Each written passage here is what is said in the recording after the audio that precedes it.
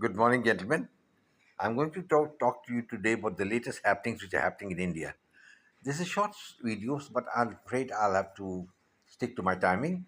And this video concerns the recent agitation which has started all over India for the removal of the BJP government and the resignation of the Education Minister Dharmendra Pradhan, who has been accused of dereliction of duty.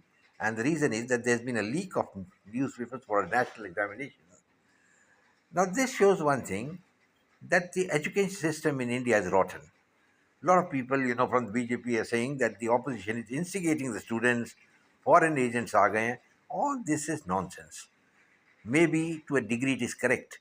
They're exploiting a situation, but you expect the enemy always to exploit the situation once a evil has been done.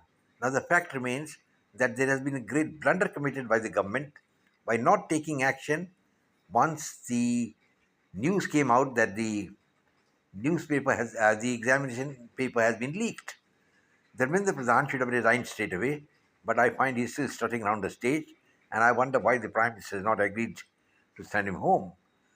Another important point is that the Prime Minister himself is responsible for it. The responsibility goes with him. I would remind him that Lal Bahadur Shastri, who was the railway minister in 1955, I think, resigned immediately once 150 people were killed in a train accident in Tamil Nadu.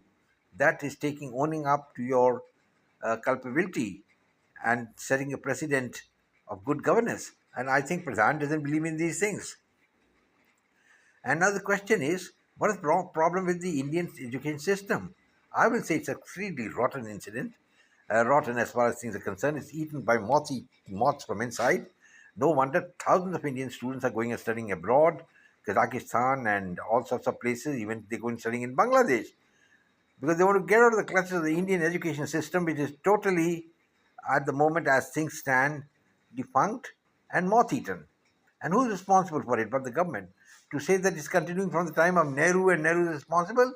Well, maybe, but times have changed. The man who's in power now has to wear the heads.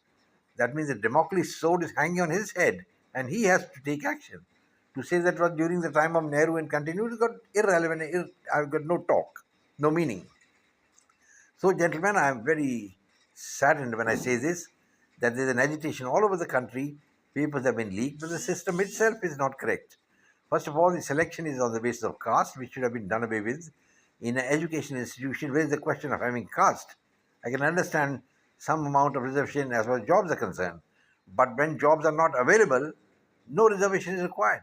There are no jobs available for the students. 2 crore students are going to pass out and they don't have a job. Who is responsible for it? Is the government. And who's the government? The government which is in power now. You can't say, hey, it happened during the time of Nehru and so we can't do it. Well, if you can't do it, then you go home, sit down, relax.